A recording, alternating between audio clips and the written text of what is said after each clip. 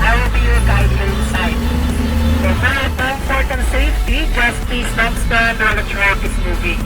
Wait for the first stop so that you can stand and take pictures with the animals here. Okay. So speaking of the antelopes, first we have here the wild beast. Have you seen the movie Lion King?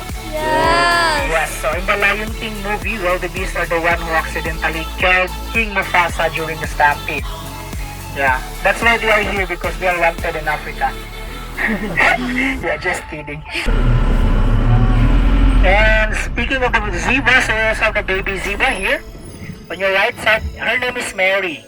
The smallest zebra on that side, that's Mary. We call her Mary because she was born last September 8. And that's Mary's Day. So that's 3 months old zebra. So I guess we have another zebra here sleeping. Hey zebra! Hi! Are you asleep? Okay, bye-bye. This is the shading area. Hello, Cebu Safari. We're here. We're here.